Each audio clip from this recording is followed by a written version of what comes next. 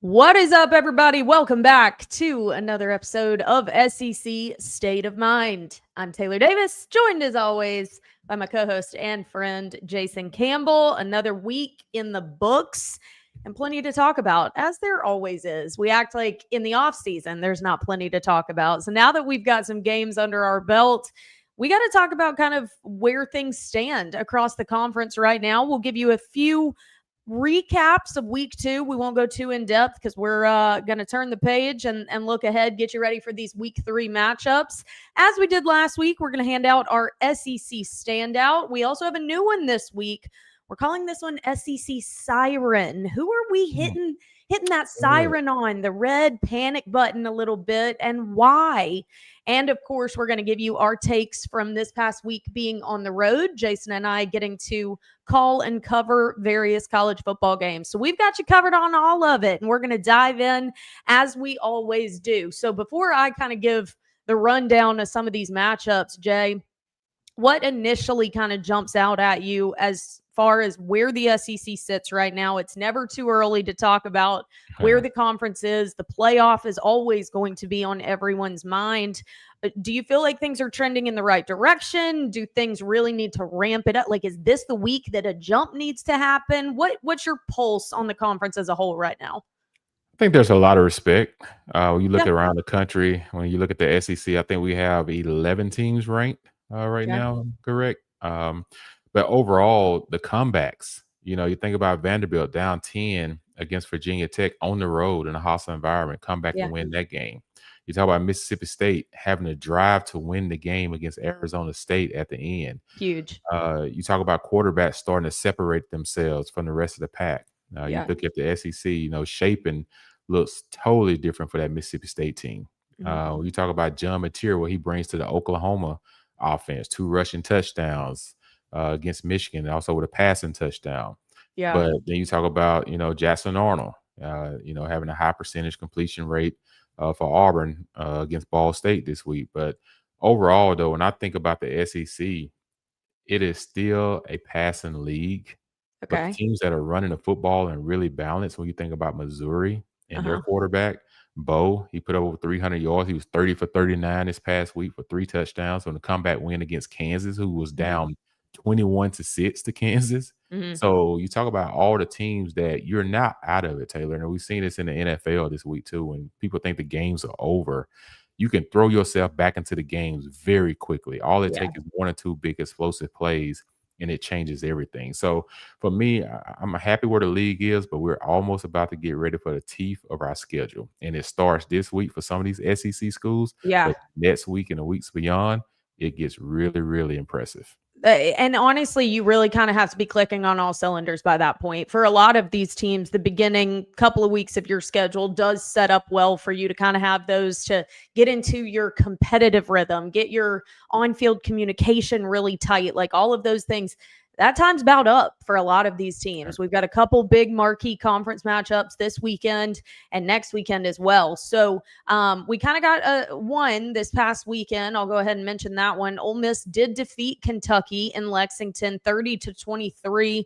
They drove inside the Ole Miss 30-yard line twice in the fourth quarter, but were stopped on 4th down. So any sort of momentum Kentucky was able to establish, it kind of was halted. A 10-0 lead in the first quarter, but just 133 total yards in the first half. So there were some things that made you kind of scratch your head when you were watching Kentucky. They also, unfortunately, are dealing with a little bit of an injury. Quarterback Zach Calzada ended up hurt in that one. Ole Miss does leave with the win. Like you said, Vanderbilt defeating Virginia Tech was a very impressive win, 44-20, rallying after a 10-point halftime deficit. They scored touchdowns on the first 5 second half possessions. So you want to talk about a halftime revamp. I mean, they came out with their hair on fire. And I'm going to dive into Vanderbilt a little bit here with one of our segments. But I think what's interesting about this Vanderbilt team is when everything is stacked against them, that's almost when they do their best. You know what I mean? Like, it's not when they're comfortable, they don't play their best. It's when their backs are against the wall. And that's just like a different mind frame that I honestly think Clark Lee has leaned into. Like, okay, look, we know what Vanderbilt is going to be up against as a football program. Let's lean into that. Let's find guys that feel like they've been overlooked their whole lives, because Vanderbilt feels like they've been looked over as a program for years. So very impressive win. And honestly, things are getting very uncomfortable for Brent Pry. And Hokies are getting a little over it. Oklahoma defeated Michigan. That was a big one as well. 24-13. Like you mentioned, John Mateer, 266 passing yards, 74 rushing yards. Obviously, the Baker Mayfield comparisons are going to continue because they have the same type of aura when they take the field. And John Mateer has that gamer kind of attitude that Baker had when he was there as well. He was responsible for 334 of their 408 yards. Like, this guy really put the game on his back. And they ended up with a big win, which is, of course, going to set up for a huge matchup against Auburn next weekend in Norman. Yeah. Missouri defeated Kansas in the return of the border war, an old rivalry that you got to see come back, which was pretty cool. My hat's off to Kansas. They played a great game, but Missouri ultimately was able to pull away. They also rallied, like you said, 15-point deficit to tie it at the half. Bo Pribula, after that Sam Horn injury in week 1, 30 of 39 passing. And Mississippi State, gosh, I was so happy for them. Having covered them in week 1, and not to toot our horn, but I might as well. I told you guys, Blake Shapen, Brennan Thompson, that duo for Mississippi State is going to be a difference maker, because Brennan Thompson can take the top off. This guy is the fastest guy in college football. Blake and him are developing really good rhythm. And lo and behold, they end up connecting for the winning touchdown with 30 seconds left. I was so excited for them. It's Jeff Lebby's biggest win at this point, right? I mean, that was his marquee victory, and people have wondered, was it the right hire? No, a guy coming in without head coach experience, and you get a win like that, especially after the season Arizona State had last year. I think there's reason to be excited. And I tell you what, for Mississippi State, that was a much-needed win, because if you look at their schedule with Georgia, Tennessee, Texas, all coming up, you have to win the games that you need to win early on to build confidence, because when it gets to the teeth of your schedule, Taylor, I'm telling you, like, you got to be hitting on all cylinders, like you mentioned before, but you got to be able to know that you're a balanced offense. And most of these offenses right now aren't just one-sided, one-dimensional. Yeah. A lot of these teams can run the ball and throw the ball, and you see a lot of the SEC doing that because they know there's some tough defenses out there, and they know that it's going to come a time that, hey, I'm going to have to depend on someone to make a play, and Shapen making that play right there at the end. I still don't know why Arizona State went with a cover 0 blitz pretty much, or you blitz everyone, leave the middle of the field wide open, and you see what happens. People take advantage of that when you do things like that late in ball games. 100%. Their defense also had a good day. 6 TFLs, 2 sacks, 2 interceptions. They were advantageous. They had high energy. The environment looked great too, and you love to see that, because honestly, what Mississippi State has been through over the last, 6 years, 5 years. I mean, the passing of Coach Leach, a legend in the sport, and the way it happened and so unexpected was terrible. And then Coach Arnett, not to speak ill, but I mean, he was not equipped for the situation that he was put into. And so you set yourself behind the 8 ball a little bit. You bring in a guy like Jeff Lebby, who's been a phenomenal coordinator and obviously recruits well, but it's his first time as a head coach, and you're getting your first head coach experience in the SEC. I mean, like, talk about diving in the deep end. So it really was great to see the support and the backing, and for them to get a big marquee win like that. On a down note, we got to talk about it. Probably the biggest news out of week 2, Florida loses to USF 18-16 in the Swamp. 2 costly penalties on defense with a 1-point lead in the final minutes to set up a 20-yard field goal for the USF win. Brendan Bett was ejected for an unsportsmanlike conduct. I just kept being like, am I seeing this correctly? Like, why is spitting happening twice in a football weekend? We just saw Jalen Carter get ejected Thursday night in the Eagles-Cowboys game. You're going to come out here and do the same crap? Like, that's where coaching does have to be part of the conversation, because when it is a disciplinary issue, we said the same thing about Alabama last week. There's an expectation that these coaches have to set of how we conduct ourselves. X's and O's aside, you're going to be a good winner. You're going to be a good loser. And there is a standard of how you conduct yourself when you're in that jersey. The fact that something like that happened blew my mind. And DJ Lagway really couldn't get comfortable. He didn't look comfortable against their defense, what they were doing to them. I mean, with what they have coming up, LSU, Miami, Texas A&M, we're hitting the panic button again in Gainesville. And we're going to transition to week 3 matchups, Jay. But what was your biggest takeaway from a loss like that? Well, South Florida is not to be played with. They're not. They beat Boise State, which was ranked top 25 to open the season. And then they play, in Gainesville. So they're not afraid because why? Most of those guys that's on that roster have played against guys that's on Florida roster, Florida State roster, Miami guys in high school. So South Florida gets all the guys that doesn't get into Florida State or Miami or Florida. So these guys, when they play each other, there's a chip on their shoulder that they want to defeat you and show that they're not little brother. You know what I'm saying? So that game, South Florida, if you let a team hang around long enough and it gets into the third quarter and they're still in the ball game, now you got a dogfight in your hands. It happened years ago for Auburn when we played Jacksonville State. Remember, we let them hang around. We had to win it in overtime. So these teams, when you play teams like this, you have to put your foot to the pedal on the gas, and you can't overlook them. And when you just think about Florida, there's a lot of hype around Lagway coming into the season. They're tying Lagway to everything Billy Napier does. Do we get rid of Billy Napier or does Lagway leaves? So it's a whole bunch of ties when it comes to that situation. It's too much chaos. But if you're the athletic director, who put this schedule together? Because you didn't do your head coach any favors. Last year, too. Hell, you look at this schedule. I'm just like, what coach you want to wants to go into that situation with that schedule that they've had last year and this year? No, it's But bad. for me, though, you talk about discipline. It's what the coach does after is the key. Like, that's you a can't great point. come back the next week and say, hey, you're starting, you're doing this. For me, you're sitting out the next game. And you're getting fined because now you kids get paid. You're going to get checked like a professional. You should. You'll get treated like a professional. So if you spit, you cost your team. You're not thinking about your team. You're thinking about yourself. So you're going to be suspended the next game, and you're suspended pay the next game. You have to do something to get the attention, to get the discipline back, because if you don't, it can spill throughout your team. And guys, other people are watching to see how you're going to respond, especially if it's one of your big time players.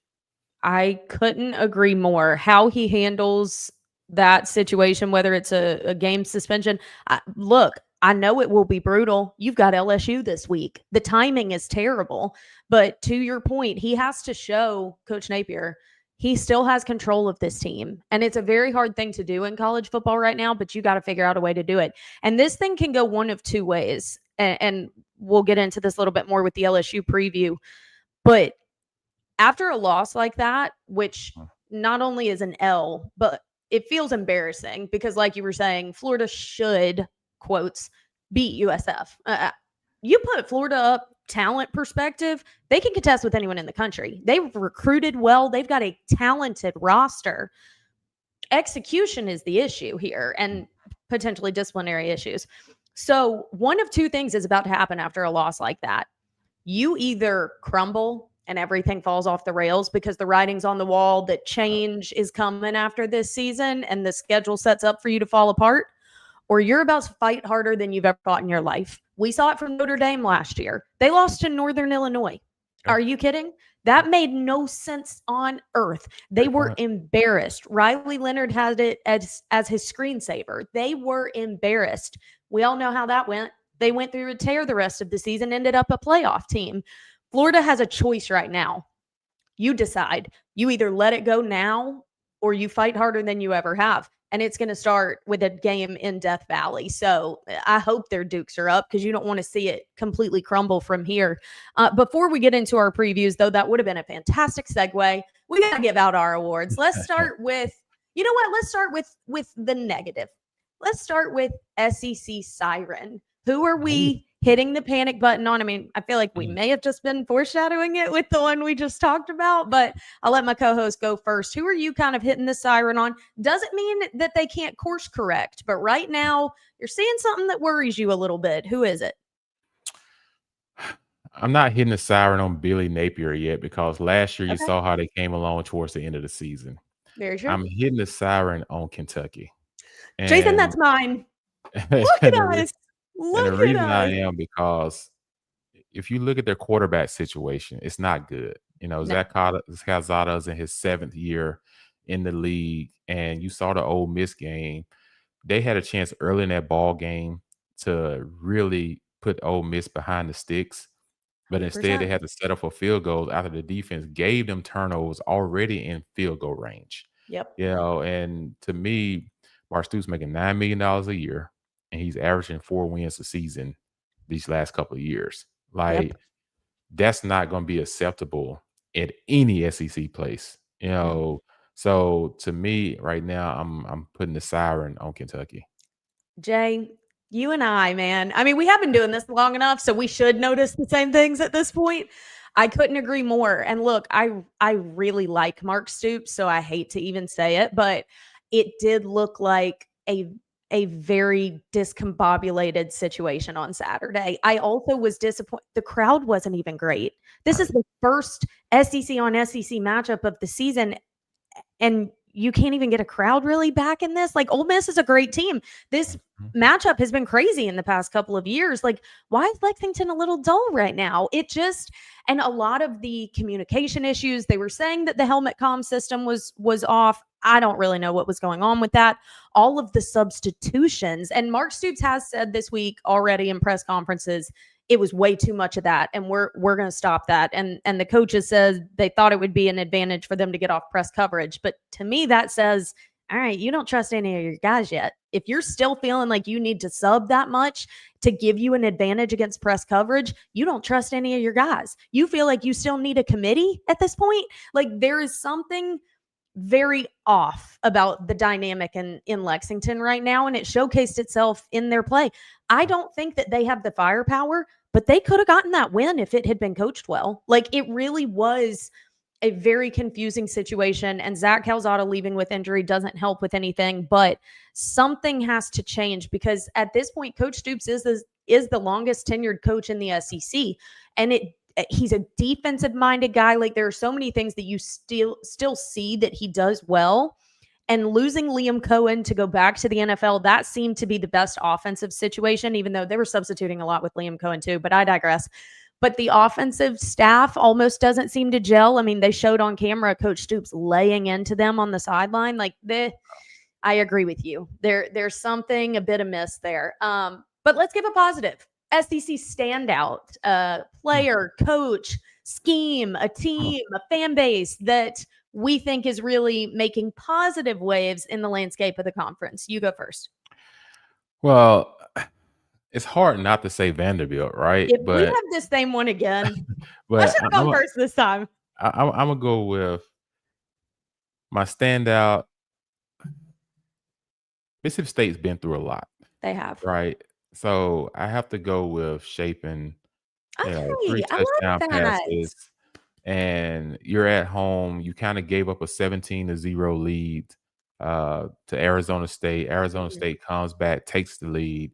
Now you gotta drive down the field less than a minute to try to get in field goal range, but instead you strike a touchdown. Such a great play And call. and you give your crowd and you give the fan base at Mississippi State back some energy, right? Yeah, So that's a program that if they get rolling in the SEC, it makes it really fun. I agree. So I'm gonna have to go with shaping Mississippi State quarterback. I love that pick. And also, speaking of schedule, theirs is kind of weird this year. All four of their non-conference games are all the 4 weeks of September. Wow. So you honestly, when September concludes, every matchup for Mississippi State the rest of the way are SEC. You Mm. don't get another one dropped in there before rivalry week. It's all conference from here on out. So Yeah. honestly, you leave September feeling you almost have to be 4-0 like at that point for them to really try. And I know obviously you want to be a playoff team every year, but like realistically, for them to be bowl eligible by the end of this, you need to get out of September. I think 3 wins and, but especially 4, them getting the Arizona State one was probably the biggest one. So I love that. I got to go Diego Pavia. I got to give it to him. And look, it may not be the only week that I do it. And it seems so easy that's the reason. But y'all, I've been doing this a long time and I live in Nashville, and the different perspective that people have on Vanderbilt. You hear coaches and players say all the time, like, I'm here to change the narrative.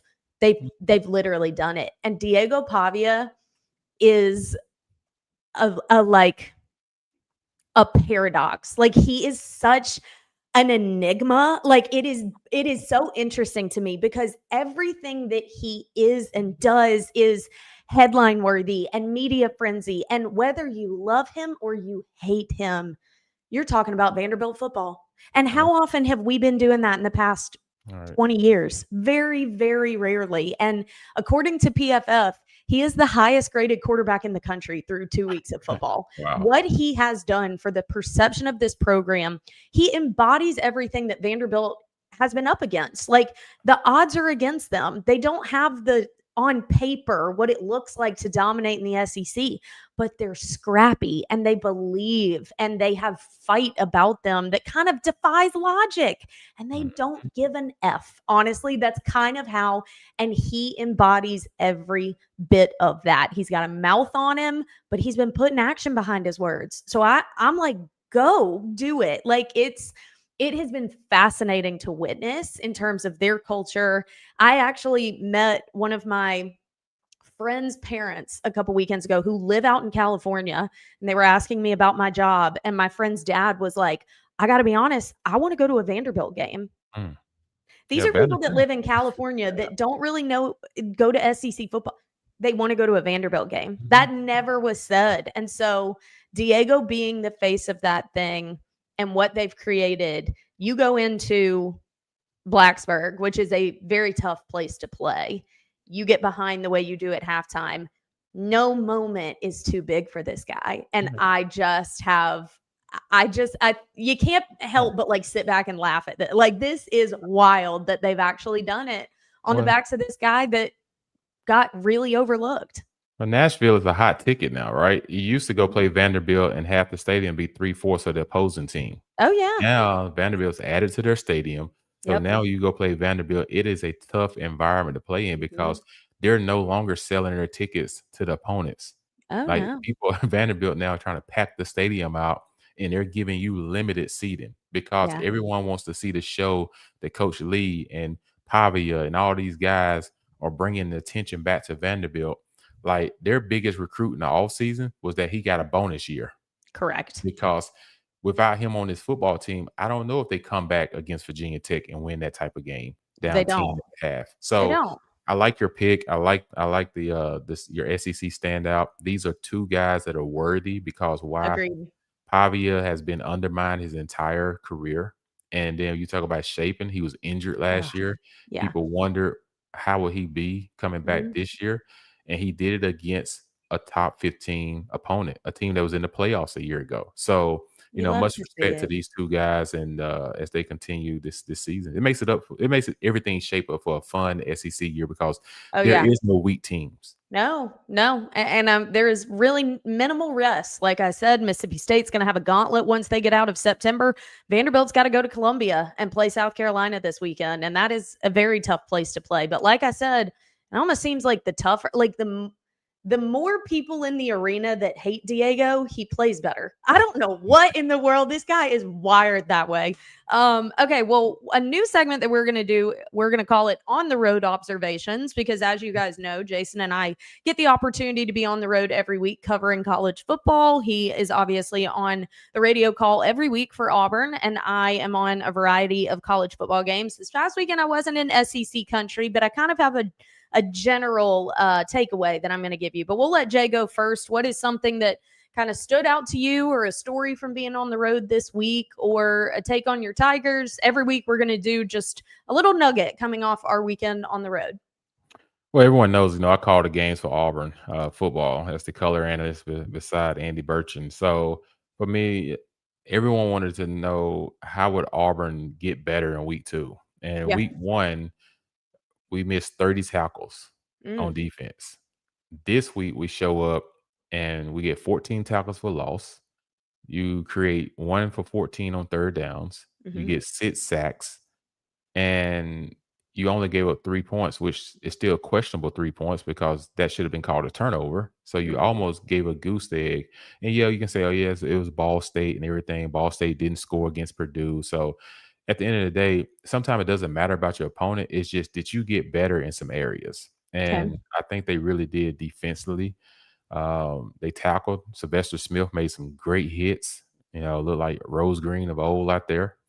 But when you think about offensively, everyone wanted to say, when is the passing game going to happen? Yeah. So this week, Auburn came out. They was very efficient in the passing game. It wasn't, taking a bunch of shots down the field, but we took one to Eric Singleton on a wheel route, hit him for a touchdown. But it was high percentage throws and catches by this quarterback receiving group. Why?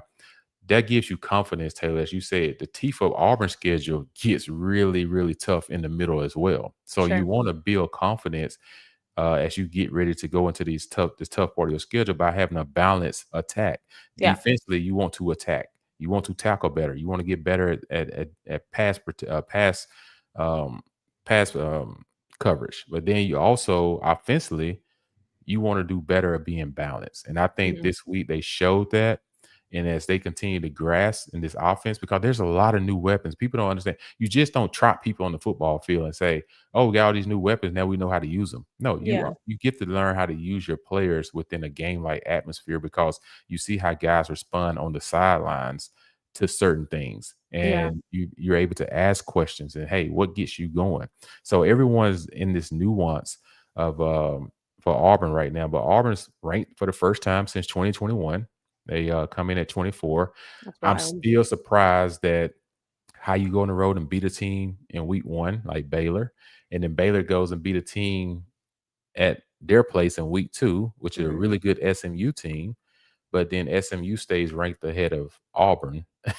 It just you so to me, you still don't have the respect that you want. So guess what, guys? Keep That's knocking down and fine. keep sowing Yeah. wood. That's Yeah. fine. Take it one game at a time, 1 week at a time, and go and earn your respect.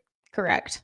Correct. I mean, to get the result that any of these teams want, it does have to be earned on the field. And as we know, the opinions of others via voting services or social media comments shouldn't be any of our business because whether it's really good or really bad, it could have an impact on you that isn't great. So I totally agree with you. And Auburn has another opportunity to. You got to get a win, and South Alabama is a better team than Ball State for sure. So it's an increase in opponent, but that Oklahoma matchup next weekend is setting up to be huge. So the case in point of you cannot look past an opponent has to very much be on their minds. And I'm sure Hugh Freeze is drilling that. But that matchup with Oklahoma now having a pretty big win over Michigan as well. Jackson Arnold returning to Norman to face the team that didn't see what they had in him. It's going to be on ABC. I mean, it sets up for one of the big ones, and we'll get you set for that And like you said, next week. make Say, sure it's not like you just said, make sure it's not a trap game. Don't yeah, overlook because wow, this is another in-state school. Players that look like I want to go to Auburn and I it's couldn't get there. I'm coming to prove my point. it's the same thing that just happened to Florida. You were Yep. just saying that the kids at USF feel slighted that they're not in Gainesville. So this same thing could be happening in Jordan Hare this weekend. So Jason will be on the call for that one again. One of my takeaways from my game this weekend, I had Virginia at NC State, which was actually one of the best games of the weekend. It was Mhm. such a great game, back and forth the entire second half. Virginia had the lead at the half, but it really gave me a peek inside how potentially toxic, but we'll just call it different, the pressure levels are on head coaches in the SEC. And I want to also preface this. I really like Dave Doran, the head coach at NC State. I think he's a great guy. He's a great coach. He's been consistent at that program. Don't get me wrong, but he's in his 13th season in Raleigh, and he's never had a 10-win year, not Wow. once in 13 years. And it really doesn't get talked about. Like, I had to ask someone, I was like, have they ever had a 10-win season under him? And they're like, no. And it's just like a non-factor. Now, I'm sure NC State fans would be like, no, it isn't. Like, we're ready to climb, but we're not coming for his job left, right, and center. The converse in the SEC, Brian Kelly's first 2 years in Baton Rouge were 10-win seasons. He has one 9-win season and no title in 3 years, and he's on the hot seat. Yeah.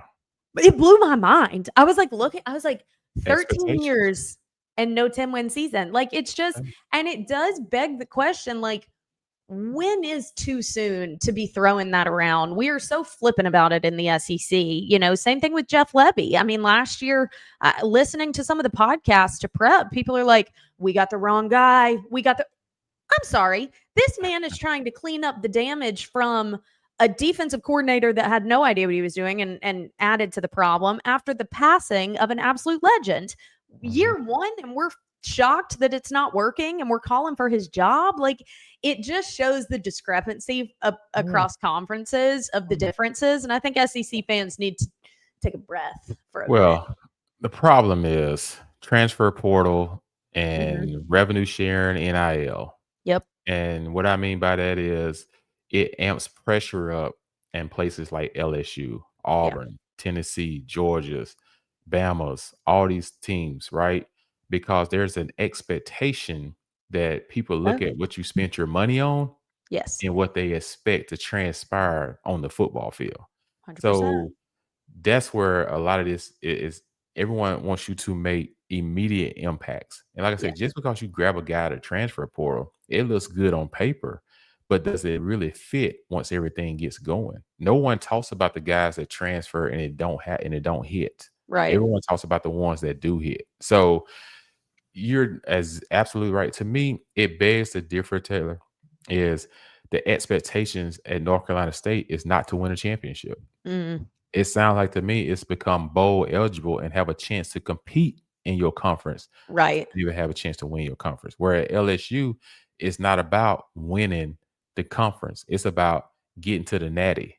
Yes. You know, as most top end heavy SEC schools are. So it's different wherever you are. But that's why I say, depending on where you are, you better be ready to accept the criticism as well as the credit when things are going your way. Because as soon as it doesn't, here it comes. Here comes the flood. Yeah. Honestly, you can't ever get comfortable in the negative or the positive because it is subject to change in the way things are going right now. All right. Well, as we look ahead to week 3, we've got some really great matchups this weekend. We're going to give you a little preview for 4 of the big ones. Jay and I will each tackle 2 because obviously if we each talk about both, we'll be here for days. All right. I'll get started with one and then we'll tag team a little bit. I'm going to get going with Florida versus LSU. Now, like we said at the beginning, Florida coming off an absolutely gut-wrenching loss to USF. But I got to be honest, LSU didn't look as sharp in week 2 against Louisiana Tech.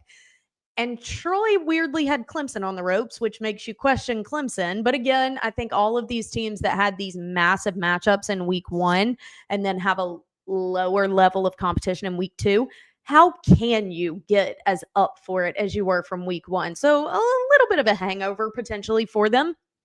But what we know about Florida and LSU is that you're always going to have talent. You are going to have athletes all over the field in this game. It's a matter of who comes to play. And obviously this is the first big matchup in Death Valley in Baton Rouge. I pretty much would never pick against LSU in a situation like this.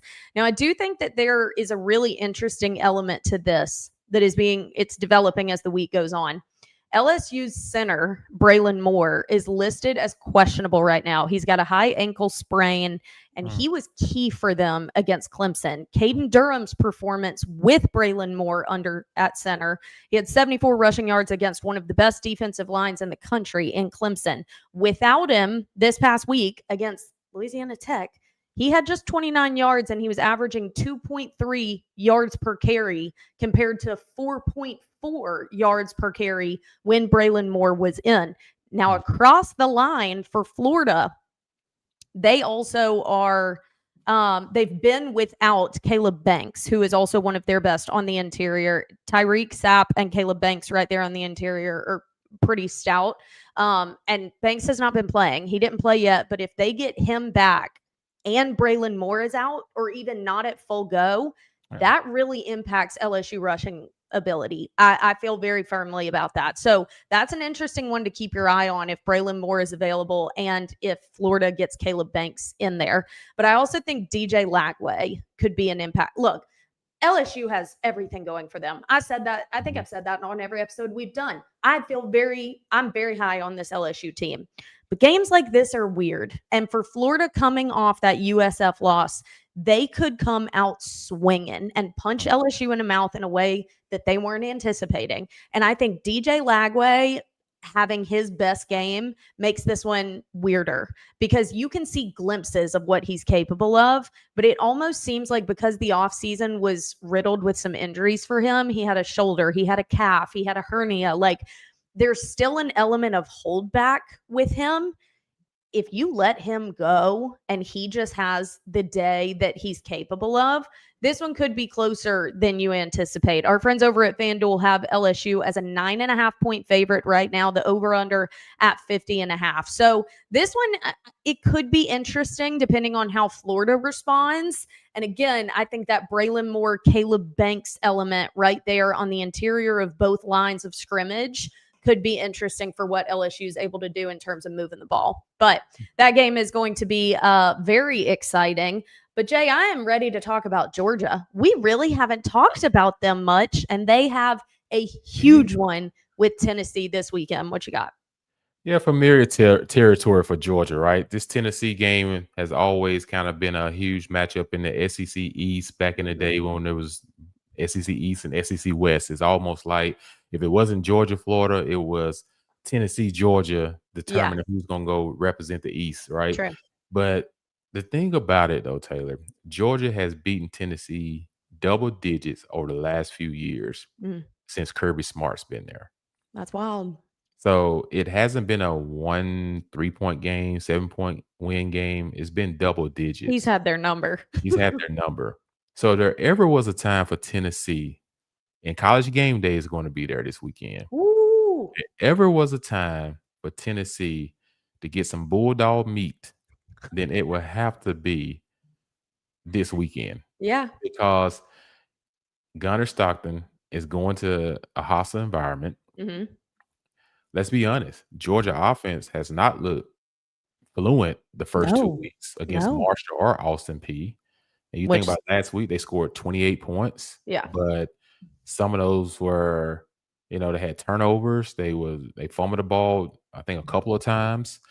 But you just think about their offense, though, it's not explosive right now. No. And you're going against a Tennessee defense that's going to get after you up front. Their defensive line is for real. Now, they do have some hits in the secondary where guys going to be out this week. They're going to be without, I think, 2 starters in the secondary. So it's going to allow, Gunnar Stockton and his receivers to take advantage of those opportunities. But what does most defensive coordinators do when they missing top corners? They blitz you and try to get the ball out of your hands quick. They don't give you time to get down the field to hit those explosive plays. So I just think for Tennessee, this is going to be, what is it, Argalara? How Joey you say it? Aguilara. Yeah, Joey Aguilara. Close enough. Yes. Joey. Let's just say Joey. Oh my gosh. This week, Joey gets his first taste of big time action at home. Like I said, he's played consistent. He has. Yeah, he's played really consistent.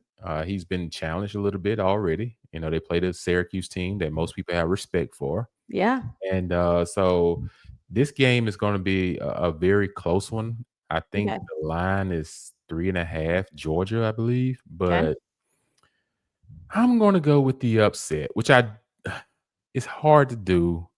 But this game's in Tennessee. It's in Knoxville. Yeah. Georgia offense hasn't shown me to be explosive enough to go in there against that defense and win. I like it. Tennessee has seemed more rhythmic than I think any of us thought when you lose Dylan Sampson and Nico Iamaleava, who, went through all that drama to end up losing to UNLV this weekend. I digress. All right, moving on to my next one. We've got Texas A&M Notre Dame. I am so intrigued by this matchup. I really am. So Texas A&M heads to South Bend, so it's going to be their first true road test as well. And what an interesting one to dive into. Also, a weird element of this, Notre Dame is 0-1. So obviously week 1, they had one of the biggest matchups of college football season, Notre Dame against Miami. They lost a close one down in Miami. And then they had a bye week 2. And so their record sits at 0-1 right now. And that could also go one of two ways. Like on the one hand, you had extra time to prepare for Texas A&M. But on the other, having a bye week so early in season can actually be detrimental because you really need some, like I said, get into that competitive rhythm, establish communication, work out some of the penalties that we're seeing. So the fact that they've only had one game under their belt is a little interesting. Like I said, we've got spreads from our friends at FanDuel who are so nice to help sponsor our show. They have Notre Dame as a 6.5-point favorite right now. The over-under at 48.5, which is actually down a little bit. Last week, they had it at 51.5. So interesting there. So yeah, is that one less game an advantage or a disadvantage for Notre Dame? I think you'll be able to see that early. If Notre Dame is clicking, if they're having any kind of miscommunication, that will seem to kind of showcase itself that way. Notre Dame defense only had 4 pressures on Carson Beck when they played Miami, and he was really able to have a lot of comfortability, hit his targets very well, and I think that could really bite them. It could be an advantage for A&M, whose offensive line is huge. They are massive. They are strong. They are efficient, and if Notre Dame is struggling to get pressures on Marcel Reed, I think that there's a real advantage for Texas A&M in that, and Marcel Reed can run as well. He's very effective with his legs. So if they can't get more pressure on him than they did on Carson, I like the Aggies in this matchup. So I think that one will be interesting. Now, Notre Dame's running back, Jeremiah Love, they got to shut him down. He had over 90 yards. He averaged 6.1 yards per carry when they played Texas A&M last year, because this was a home and home situation with Notre Dame and A&M. So they've got to shut down Jeremiah Love if they want to continue their streak. They're 2-0 right now. And transfers Casey Concepcion and Mario Craver have combined for 493 total yards and 7 touchdowns. They need to stretch the field and have some balance with the run and the pass game. The concern is going to be the defense, not because they're not talented, but the first team defense for Texas A&M hasn't played a full game yet. Even though they're 2-0, they've been pulling their first team defense before the game is over. And CJ Carr can slice a defense. I mean, like, they were able to move the ball quickly and efficiently against Miami to the point that you really thought they were going to end up with the win, the way that they were able to move it. So if you're able to keep a defense on the field long and have methodical drives, a defense that hasn't been staying on the field for 4 quarters, the time of possession really becomes an impact piece of this too. So I think Notre Dame being able to get any pressure or their lack of pressure on Marcel Reed is a key piece of this. And Texas A&M's defense, Mike Elko is a defensive guy. He's got to have their endurance there. He's got to have their, the communication piece really locked down, because they will be on the field longer than they have so far this season. Well, to your point, A&M wants to win this game. They got to control the line of scrimmage. That's number one, because you can't have Marcel Reed going in there thinking he can drop back and throw the ball in that environment. Notre Dame, like you just said, they've been battle tested that Miami game. Yeah. And that was a tough one for them. But Carr showed me something in that game. So I agree. I'm going Notre Dame at home. Okay.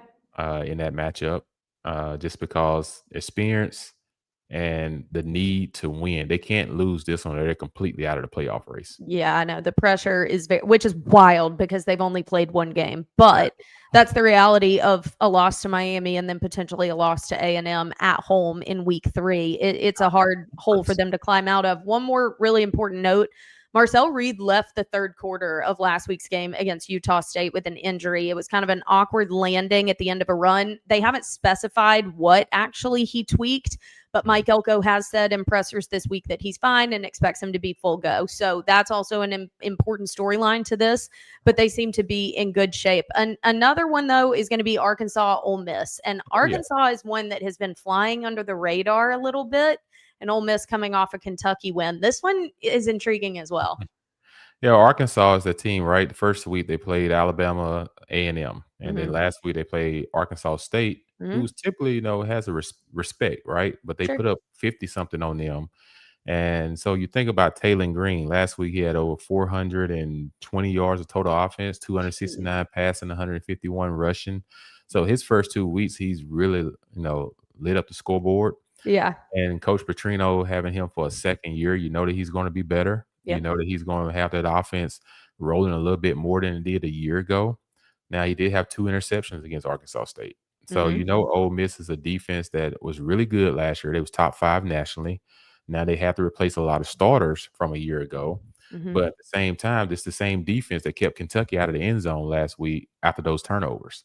So when Right. you think about a team like this in this game, this is a pivotal game for both teams. But for me, it's a really pivotal game for Arkansas Okay. because, this is this team because you're going against Austin Simmons, right? Mm-hmm. He hadn't just yes, they've been averaging over 500 yards in offense and everything, but him personally hasn't just looked fluent, as we Yeah. say, right? Like he's had some like when the pressure's on him a little bit, he kind of just throws the ball into enemy's territory. Right. Travis Williams, my former teammate, defense coordinator, is going to try to put him in situations like he did Nico a year ago when they played against Tennessee Yeah. and to create different coverages, create different blitzes, try to confuse the young man a little bit and see if they can get their hands on some footballs. But Arkansas is tailored for this type of game because you can control the clock. They have a Yeah. running quarterback who can also throw, and you can go into Ole Miss, and your goal is, hey, let's help keep their offense off the field. Yeah. Because if we do that by running the football, getting into third and short situations, now we utilize Taylor Green in the run game in the RPO system where you don't know what's hitting you. Now Ole Miss can't be as explosive. So if Right. Arkansas is able to score first in this ball game, then I think it's an Arkansas chance to win. If Ole Okay. Miss scores first and you make Arkansas have to chase at that standpoint, now you allow Ole Miss defense to dial up their blitzes and everything to try to confuse Taylor Green. So I like this matchup. It's going to be a night game. It's in Ole Miss, and you know, Do you have the line on that game? I think it's 7.5 right now. Ole Miss. Okay. To me, this is two totally different type of football teams. Yeah. Ole Miss is like your fast break offense in basketball, right? Yeah. Like we're gonna push it and push it and push it. Like Yeah. we turnover don't matter. We're still pushing it. Right. Where Arkansas is more of we're gonna slow the game down, we're gonna throw the ball inside to our bigs, and then every now and then we're gonna take our shots outside and throw the ball down the field and try to hit a 3-pointer. That's Yeah. when you break it down in those terms. So Taylor, this is gonna be an interesting one. It's a hard pick for me. I'm gonna go Arkansas on the road. There's something that feels so sneaky about Arkansas right now. I don't, and maybe I'm totally reading this wrong, but it just feels like this is one that they came up with some big magical wins last year. And Taylor Green doesn't get talked about as much as some of the other big names in the conference, but has put up some crazy numbers. And I think T. Will is one of the best DCs in the country. I think Sam Pittman still has that locker room.